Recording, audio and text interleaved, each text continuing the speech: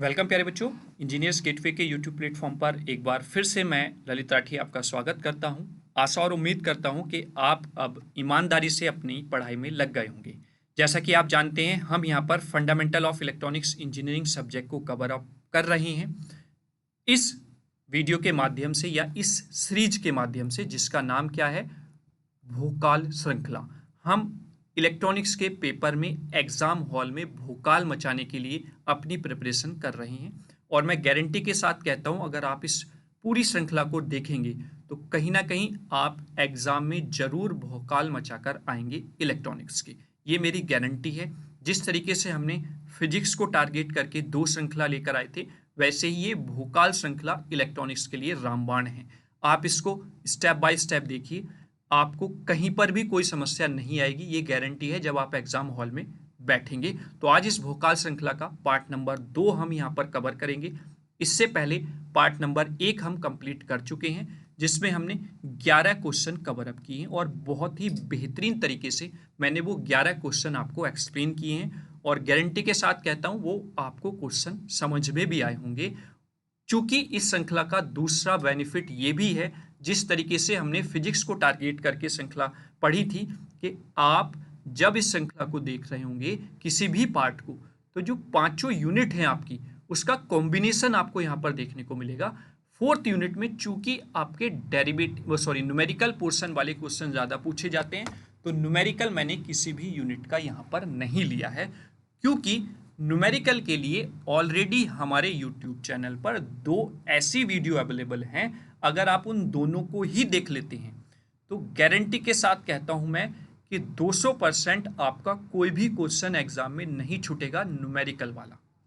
आप लिख के ले लीजिए आज, अगर वो 2 वीडियो आप देख लेते हैं तो इलेक्ट्रॉनिक्स का किसी भी यूनिट का कोई न्यूमेरिकल आप छोड़कर नहीं आएंगे।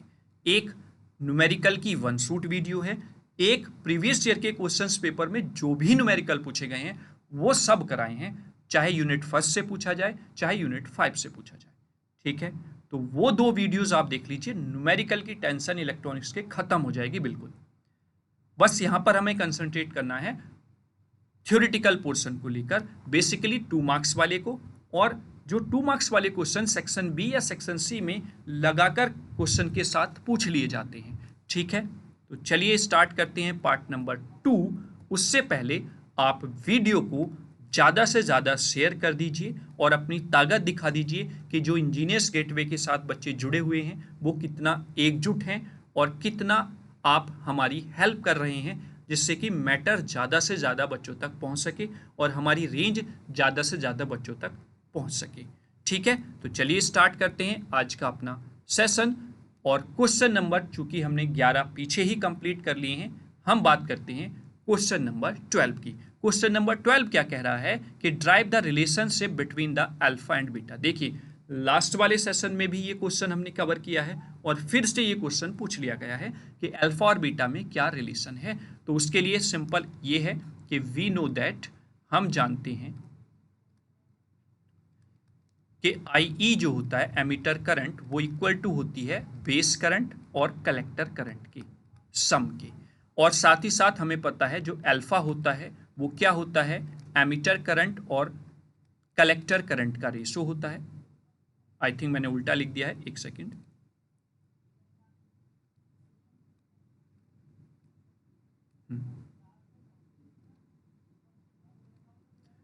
ये होता है IC अपॉन IE। ठीक है बच्चों, और बीटा जो होता है वो बीटा होता है आपका IC अपॉन IB। ठीक है, ये दोनों चीजें आपको पता है। ठीक, अब हम, चूंकि हमें अल्फा और बीटा में रिलेशन चाहिए और अल्फा बीटा अगर आप यहां पर देख रहे हो तो IC के रेशो के साथ है, तो हम क्यों नहीं इस इक्वेशन फर्स्ट को दोनों तरफ से IC से डिवाइड कर दें। तो जब हम IC से डिवाइड करेंगे तो IE upon IC equals to IB upon IC। ठीक है, और IC अपॉन IC हो जाएगा 1।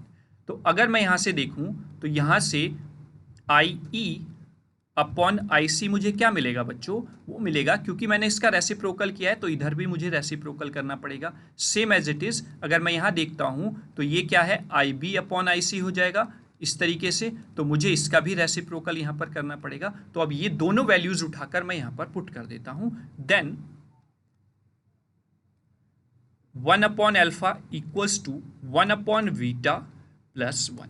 तो एक रिलेशन अगर मैं यहाँ से निकालूं तो 1 अपॉन अल्फा इक्वल्स टू आ जाएगा 1 प्लस बीटा अपॉन बीटा। चूंकि हमें अल्फा और बीटा में रिलेशन निकालना है तो ये 1 अपॉन में आ रहा है, ये अच्छा नहीं लग रहा है, तो इसको मैं रेसिप्रोकल कर देता हूँ दोनों तरफ। तो बीटा अपॉन 1 प्लस बीटा आपको यहाँ पर मिल जाएगा अल्फा की वैल्यू। ठीक है। और अगर आप दूसरे तरीके से फाइंड आउट करना चाहते हैं तो दूसरे तरीके के लिए आप अगर 1 अपॉन बीटा को यहीं पर रोकते हैं और इस 1 को इधर ले जाते हैं तो 1 अपॉन अल्फा माइनस इधर आके ये 1 माइनस का हो जाएगा इक्वल्स टू 1 अपॉन बीटा। अब ऐसे ही हम यहाँ पर अल्फा को एलसीएम ले लेंगे तो 1 minus alpha upon alpha equals to 1 upon beta हो जाएगा। 1 अपॉन की फॉर्म में अच्छा नहीं लग रहा है तो इसलिए मैं इसको रेसिप्रोकल कर लेता हूँ, तो it becomes alpha upon 1 minus alpha equals to ये बीटा हो जाएगा। तो ये आपका दूसरी फॉर्म में रिलेशन हो जाता है। आई होप आप इस क्वेश्चन को बहुत आसानी से कर ले जाएंगे, कहीं पे भी कोई समस्या नहीं आएगी। ठीक है, तो क्वेश्चन नंबर 12 आपका हो जाता है। अब बात करते हैं क्वेश्चन नंबर 13 की। क्वेश्चन नंबर 13 क्या कहता है, देखिए फिर से वही question, explain the principle of operation of the LED. LED का प्रिंसिपल ऑफ ऑपरेशन क्या है, स्पॉन्टेनियस एमिशन। स्पॉन्टेनियस एमिशन, और स्पॉन्टेनियस एमिशन का जो एक ड्रॉबैक है वो ये है कि आपका जो एमिशन होता है यहाँ पर फोटोन्स का, वो एक डायरेक्शन में नहीं होता है। मतलब यहाँ से जो भी फोटोन निकलते हैं वो अलग अलग डायरेक्शन में भागने की कोशिश करते हैं, उनके अंदर एकता नहीं होती है। तो जैसे ही एलईडी बल्ब से लाइट निकलती है तो वो लाइट आपकी हर एक डायरेक्शन में क्या हो जाती है, हर एक डायरेक्शन में स्प्रेड हो जाती है। और यही रीज़न है कि लॉन्ग डिस्टेंस तक एलईडी की जो लाइट है वो अपनी स्ट्रेंथ, अपनी इंटेंसिटी जो है वो मेंटेन नहीं कर पाती है compare to the laser light. Laser light आपने देखी होगी दूर तक भी अपना उतना ही स्ट्रांगनेस बनाए रखती है इंटेंसिटी की जितना उसका स्टार्टिंग से होता है। ठीक है, और इसीलिए आप उसको मेडिकल लाइन में यूज़ करते हैं फॉर द सर्जरी पर्पज।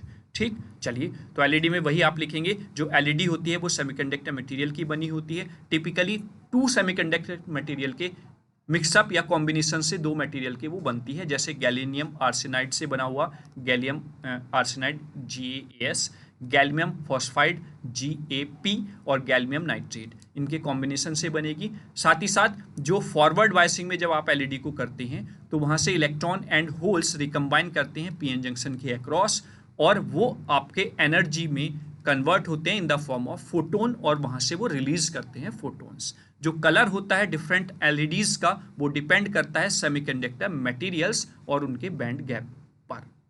ठीक है, क्लियर हुआ? तो आई होप आपको ये क्वेश्चन क्लियर हो गया होगा। चलिए क्वेश्चन नंबर 14 की बात करते हैं। क्वेश्चन नंबर 14 क्या कह रहा है कि डिस्क्राइब कीजिए FET जो है वो can be used as a voltage variable resistor. हम FET को वोल्टेज वेरिएबल रजिस्टर की तरह यूज करते हैं, ये उसने पूछा है। तो FET जो होता है वो फंक्शन जो है वो वोल्टेज वेरिएबल रजिस्टर पर ऑपरेट करेगा इन द ओहमिक रीजन। जब आप इसकी कैरेक्टरिस्टिक डायग्राम बनाते हैं तो उसमें एक ओहमिक रीजन होता है, तो उस ओहमिक रीजन में ये as a voltage variable resistor operate करता है। ठीक है, तो ये आपको यहाँ पर पूछा था। तो अगर हम इसको लिखेंगे तो हम किस तरीके से इसको एक्सप्लेन करेंगे, an FET can function as a voltage variable resistor by operating in its ohmic region. इसके ओहमिक रीजन में जब ये ऑपरेट कर रहा है तो it function as a voltage variable resistor where the drain source resistance varies with the gate source voltage. जहां पर जो ड्रेन सोर्स रेजिस्टेंस है वो वेरी करता है गेट सोर्स वोल्टेज के साथ, allowing the precise control of the resistance value by adjusting the gate voltage. और वहां पर जो रेजिस्टेंस की वैल्यू है वो गेट की वोल्टेज को एडजस्ट करने पर क्या होती है, कंट्रोल होती है। तो दैट मीन्स यहां पर FET वर्क करेगा, फंक्शन करेगा as a voltage variable resistor. ठीक है, तो क्वेश्चन नंबर 14 आपका ये हो जाता है। चलिए आगे अगर हम क्वेश्चन नंबर 15 की बात करते हैं तो क्वेश्चन नंबर 15 क्या कहता है कि sketch the circuit of op amp as an integrator and the differentiator. देखिए लास्ट वाले सीरीज में आपसे ओपैम्प एज एन इंटीग्रेटर का सर्किट बनवाया गया था, यहाँ पर दोनों का सर्किट बनवाया गया है। तो वहाँ पर आपने सर्किट के साथ उसकी वेवफॉर्म भी दिखा दी थी, इनपुट से आउटपुट कन्वर्जन। लेकिन यहाँ पर दो आपसे पूछे गए हैं सर्किट, तो आप केवल और केवल दोनों सर्किट को बनाएंगे, वहां पर वेवफॉर्म आप नहीं बनाएंगे। ठीक है, क्लियर हुआ? यही देखिए, यही लॉजिक हमें समझना है कि हमें आंसर अपने क्वेश्चन के अकॉर्डिंग देना है, ऐसे ही नहीं कुछ भी आप लिखते चले जाएंगे, है ना। तो जिस तरीके से आपसे क्वेश्चन पूछा गया है उसी तरीके से आपको आंसर देना है। ठीक, चलिए, तो किस तरीके से आप यहाँ पर डायग्राम बनाएंगे, ये डायग्राम यहाँ पर हैं।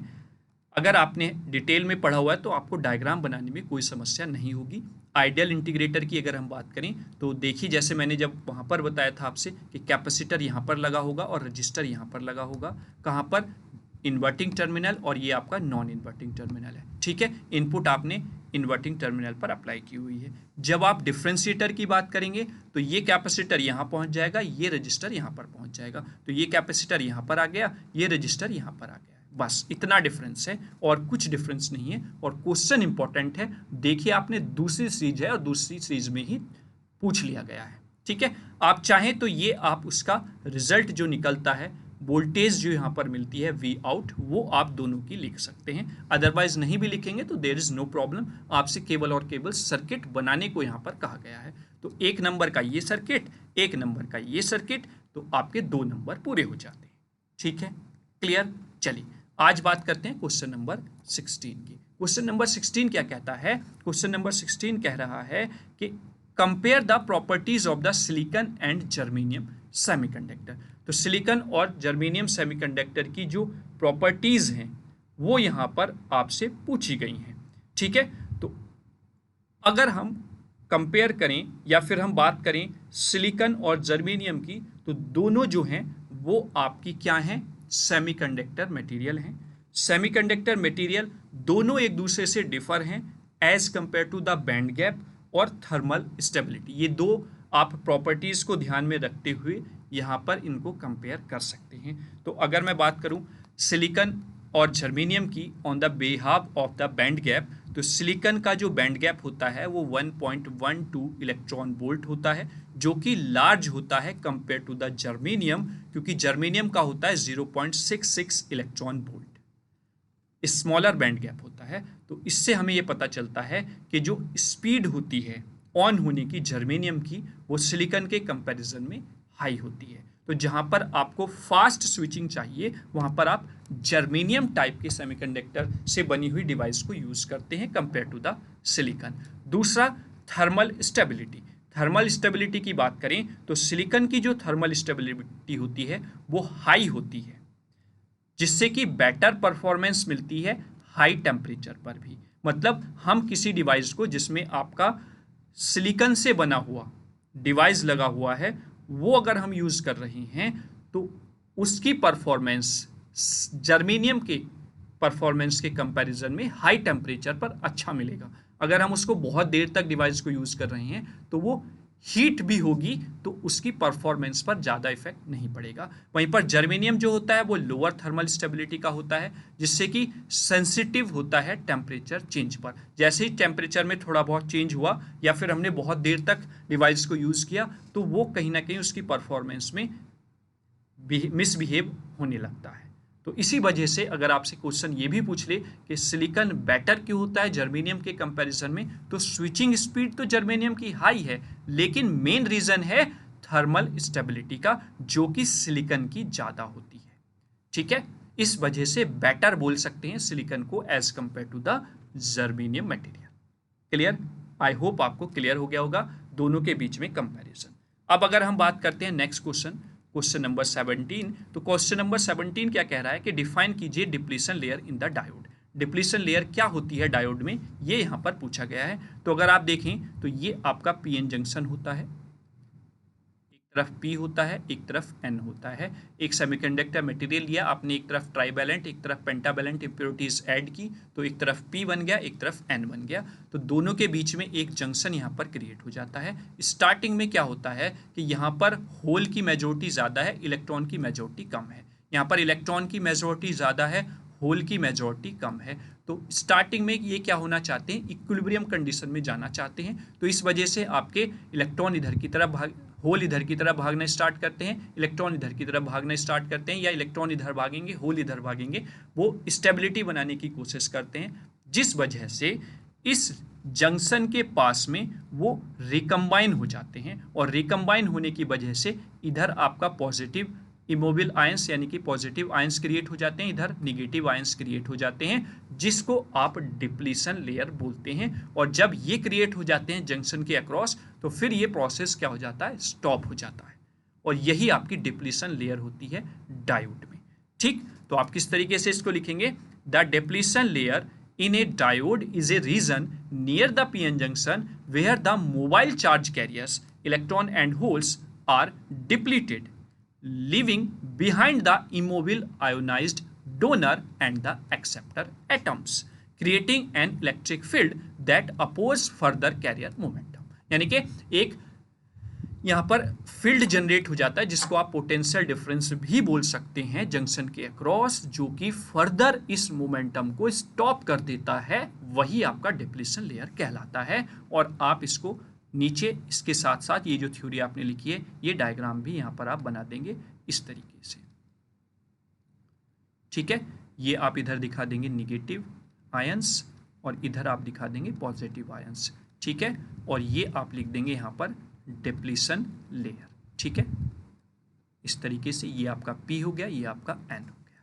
ठीक, बस ये थ्योरी लिखने के बाद नीचे आप ये डायग्राम बना देंगे, इनफ है 2 मार्क्स के पॉइंट ऑफ व्यू से। ठीक है, अब बात करते हैं क्वेश्चन नंबर 18। क्वेश्चन नंबर 18 क्या कहता है बच्चों, कि डिफाइन कीजिए ohmic region in the FET. अभी हमने पीछे बात की थी ना ओमिक रीजन की, तो वही यहाँ पर डायरेक्टली डिफाइन करने को बोल दिया गया है। एफईटी में ओमिक रीजन क्या होता है, तो एफईटी में जो ओमिक रीजन होता है जनरली वो, जैसे अभी हमने पीछे क्वेश्चन में बात की थी ना, कि आपका जो एफईटी होता है वो हम as a voltage variable resistor कैसे यूज़ करते हैं, तो वो इसी रीजन में आपका यूज़ किया जाता है। तो आप यहाँ पर इसको कैसे एक्सप्लेन करेंगे, the ohmic region in an FET is the operational mode where the drain source voltage is low and the FET behave like a variable resistor, है ना।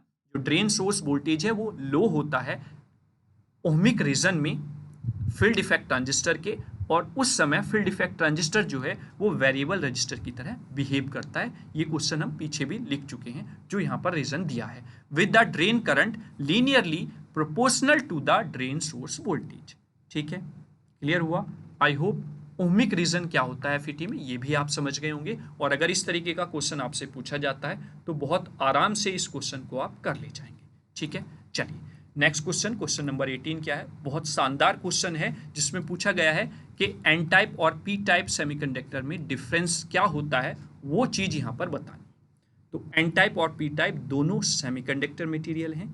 एक सेमीकंडक्टर का जो टाइप है एन और पी, इसको आप कैटेगराइज करते हैं एक्सट्रिंसिक सेमीकंडक्टर मटेरियल में, यानी कि ये दोनों एक तरीके से एक्सट्रिंसिक टाइप के सेमीकंडक्टर मटेरियल हैं, और इनको आप जनरेट करते हैं जब आप कुछ इम्प्योरिटी ऐड कर देते हैं। जैसे आप बोलेंगे ना मिलावट वाला दूध, तो वो है ये, और एक प्योर दूध जो है वो सेमीकंडक्टर है, जिसको हम इंट्रिंसिक सेमीकंडक्टर बोल देते हैं। तो एन टाइप सेमीकंडक्टर मटेरियल हमको तब मिलता है जब आप पेंटावैलेंट इम्प्योरिटीज ऐड कर दें सेमीकंडक्टर में, और पी टाइप तब मिलता है जब आप ट्राईवैलेंट इम्प्योरिटीज ऐड कर दें सेमीकंडक्टर मटेरियल में। तो यही डिफरेंस आपको यहाँ पर लिखना है। तो एन टाइप सेमीकंडक्टर के रेस्पेक्ट में अगर मैं बात करूँ 3-4 पॉइंट्स को लेकर, तो डोपिंग एलिमेंट जो होता है वो डोनर एटम्स होता है, जैसे कि फॉस्फोरस और आर्सेनिक, ट्राईवैलेंट है ना।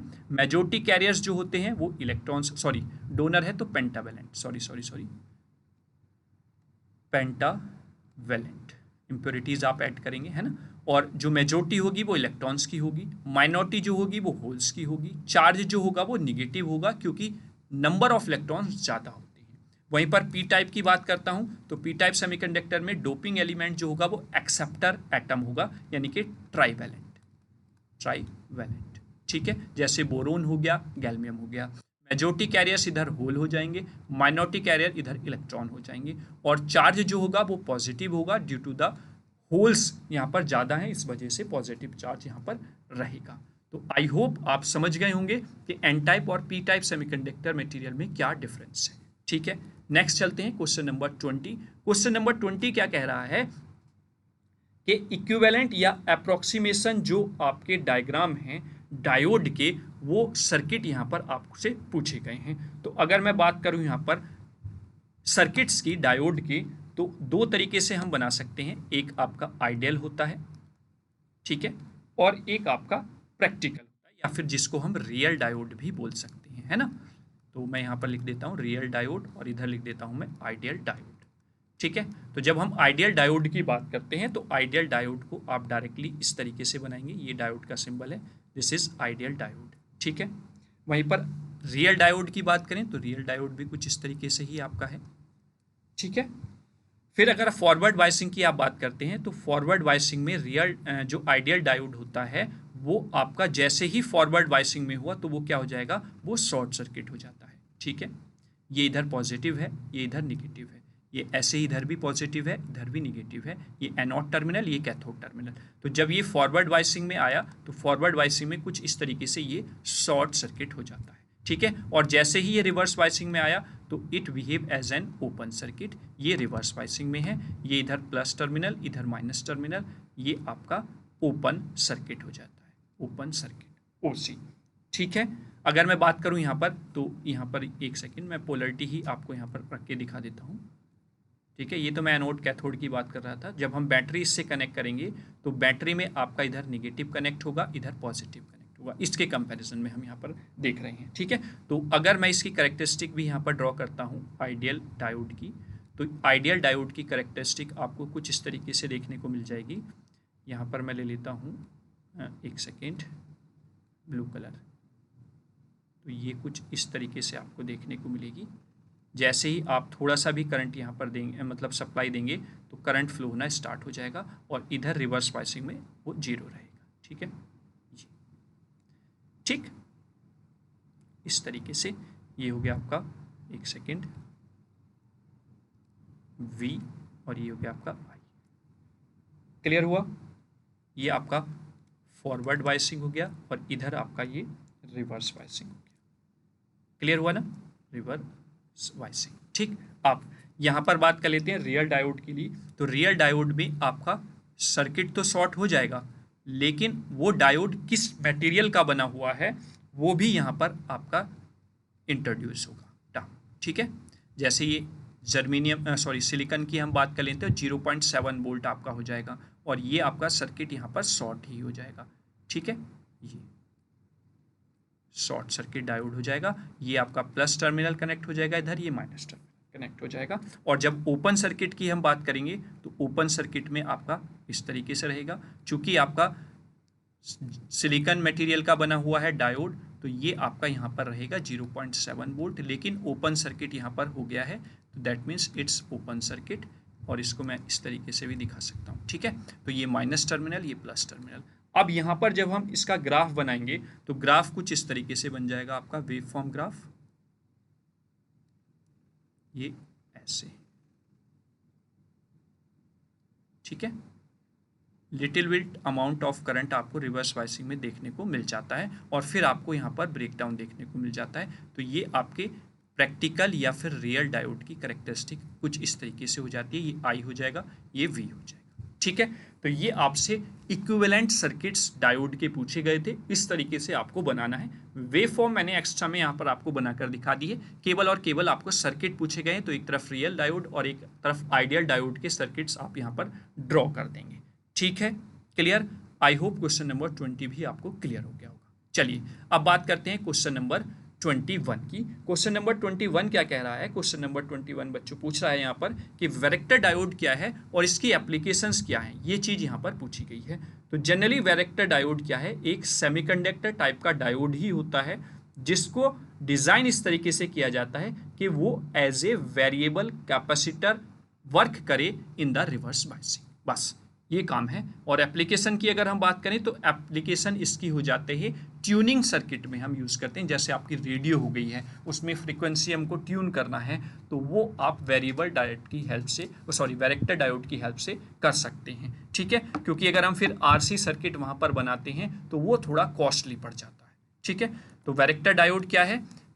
ए varactor diode is a type of semiconductor diode design to act as a variable capacitor under the reverse biasing. यानी कि वैरेक्टर डायोड रिवर्स बायसिंग में काम करता है, एक सेमीकंडक्टर टाइप का ही डायोड है। जब आप इसको रिवर्स बायसिंग में कनेक्ट करते हैं तो ये एज ए वेरिएबल कैपेसिटर काम करता है। ठीक है, एप्लीकेशन क्या हो जाती है, जैसे ट्यूनिंग सर्किट। ट्यूनिंग सर्किट इसकी एप्लीकेशन है, मतलब used in the RF circuit such as a voltage control oscillator.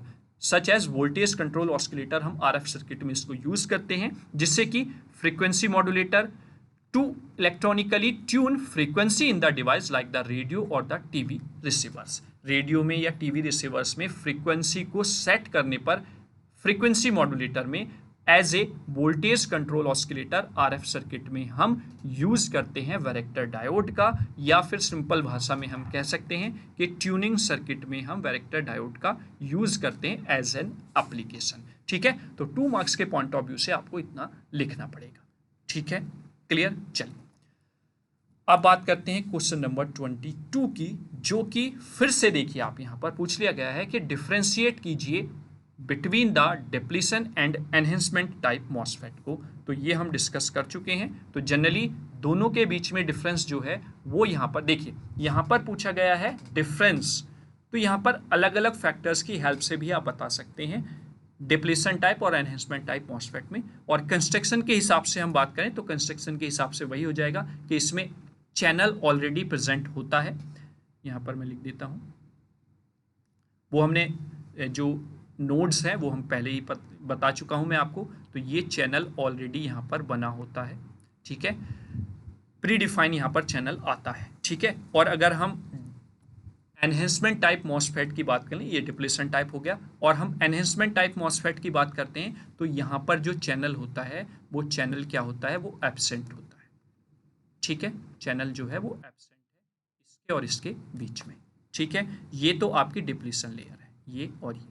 ठीक है, ये आपका सोर्स हो गया, गेट हो गया, ड्रेन हो गया। यहाँ पर ये आपका बॉडी पार्ट हो गया, सोर्स हो गया, गेट हो गया, ड्रेन हो गया, ये आपका बॉडी टर्मिनल हो गया है। ये आपका, अगर ये एन चैनल है तो ये मतलब ये एन है तो ये आपका पी हो जाएगा, पी, ये आपका पी हो जाएगा। इस तरीके से तो आप डिफ्रेंशिएट कर सकते हैं अलग अलग पैरामीटर्स के हिसाब से, या फिर आप कंस्ट्रक्शन के हिसाब से।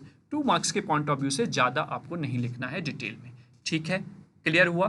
तो क्वेश्चन नंबर 22 भी आपको क्लियर हो गया होगा। देखिए, ये जो भोकाल श्रृंखला है ये बेसिकली आपके जो एग्जाम पेपर हैं उनको एनालाइज करने का काम कर रही है। मतलब किस तरीके से क्वेश्चन पूछा जा रहा है, किस तरीके से आपको लिखना है, कितना आपको लिखना है, उसमें आपकी हेल्प करेगी ये श्रृंखला। अगर आपको कोई भी टॉपिक डिटेल में पढ़ना है तो ऑलरेडी आप हमारे यूट्यूब चैनल पर जाइए, प्लेलिस्ट चेक कीजिए, वहाँ पर आपको सारी वीडियोस मिल जाएंगी। फ्री ऑफ कॉस्ट है, कोई भी आपको चार्ज नहीं पे करना है, ना कोई आपको कोर्स परचेज करना है, सारी चीज़ें आपको फ्री ऑफ कॉस्ट मिल जाएंगी। ठीक है, बस वहाँ पर जाइए, जिस टॉपिक में भी आपको समस्या है वो आप वहाँ से पढ़ लीजिए। ठीक है, तो आई होप आपको क्वेश्चन नंबर 22 भी क्लियर हो गया होगा। नेक्स्ट चलते हैं। तो ये लास्ट क्वेश्चन था। Thank you for watching this video. आपको वीडियो कैसा लगा, ये भोकाल श्रृंखला आपको कैसी लग रही है, आप कमेंट बॉक्स में कमेंट करके ज़रूर बताएं। साथ ही साथ जिन बच्चों का कोई भी प्रॉब्लम किसी भी क्वेश्चन में कहीं पर भी है तो बेहिचक आप कमेंट बॉक्स में कमेंट कर दें। कोई भी सजेशन आपका है कमेंट बॉक्स में वो कमेंट करें, या फिर कहीं पे किसी क्वेश्चन में कोई प्रॉब्लम हो गई है, मिस्टेक हो गई है, तो वो भी आप ज़रूर मेंशन कर दें। ठीक है, जब हमने फिजिक्स के लिए श्रृंखला स्टार्ट की थी 2, माधव श्रृंखला और सिंघम श्रृंखला, तब बच्चों के बहुत मैसेज आ रहे थे सर इलेक्ट्रॉनिक्स का भी कुछ कराइए, इलेक्ट्रॉनिक्स का भी कुछ कराइए। तो अब इलेक्ट्रॉनिक्स की भी एक सीरीज स्टार्ट हो गई है। बस आप ईमानदारी से डे बाय डे पढ़ते रहें। ठीक है, आपका एग्ज़ाम बहुत बेहतर होगा, तैयारी बहुत अच्छी हो जाएगी, इसकी गारंटी है। साथ ही साथ वीडियो को ज़्यादा से ज़्यादा शेयर कीजिए, जिससे कि वीडियो ज़्यादा से ज़्यादा बच्चों तक पहुँचे और ज़्यादा से ज़्यादा बच्चे लाभ उठा सकें इस फ्री ऑफ कॉस्ट मटेरियल और क्वालिटी ऑफ मटेरियल का। ठीक है, जो बच्चे हमसे फर्स्ट सेमेस्टर में पढ़ चुके हैं या जो बच्चे हमसे लास्ट टाइम में पढ़ चुके हैं, उनको पता होगा यहाँ पर किस तरीके का एग्ज़ाम को पॉइंट ऑफ व्यू करके मटेरियल आपको दिया जाता है। ठीक है, अगर आप हमारे हेल्पलाइन नंबर पर जुड़ना चाहते हैं तो 8273708952 पर हमसे बात कर सकते हैं, हमसे जुड़ सकते हैं। कहीं पे भी कोई समस्या है, कोई सवाल हो, कोई डाउट हो, वो सब आप वहाँ पर डिस्कस कर सकते हैं, व्हाट्सएप के थ्रू, कॉल के थ्रू, टेक्स्ट मैसेज के थ्रू। ठीक है, तो चलिए मिलते हैं इस श्रृंखला के अगले पार्ट में। तब तक के लिए जय हिंद, जय भारत।